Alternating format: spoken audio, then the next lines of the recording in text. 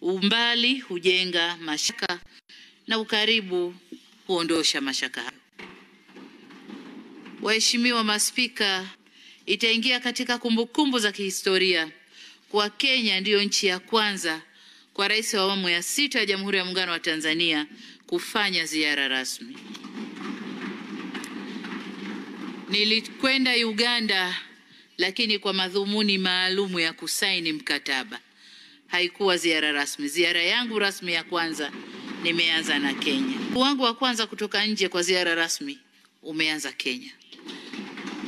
Na nataka niwaambie, jana nilikaribishwa iftari na Mheshimiwa Rais.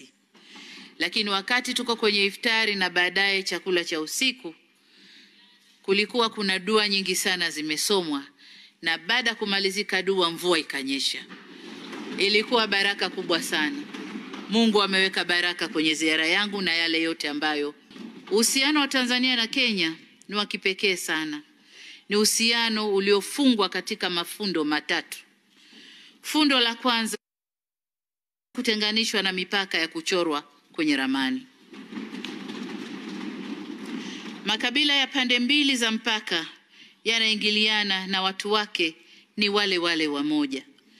Tanzania inapakana na nchi 8, lakini ni nchi ya Kenya pekee ndiyo ambayo tuna jamii nyingi au nyingi zaidi zilizopo katika pande mbili za nchi zetu. Kwenye ukumbi huu wa bunge, nadhani ndani hapa kuna wakina Otieno, kuna wakina Boke, kuna wakina Namelok kama ilivyo Tanzania. Lakini pia kuna akina Kilonzo na akina Kioko kama ilivyo Tanzania. Huyu ni hii ni mifano michache tu. Fundo la pili ni historia. Vitu mbili hizi tayari zilishakuwa chini ya East African Common Service Organization. Mbinu yetu na chumi zetu zilifumwa pamoja kabla hata nchi zetu hazijapata uhuru. Fundo la tatu ni jiografia. Mwenyezi Mungu amejalia nchi zetu mbili hizi kuwa majirani. Tuna mipaka ya baharini na mipaka ya ardhini. Na hata ekolojia yetu ni moja.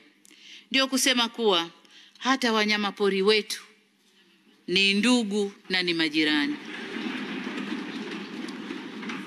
Kuna wale wanyama pori wanani wale? Wanakuja kupata mimba Kenya, wanazalia Tanzania. Sasa ingekuwa wanyama wana uraia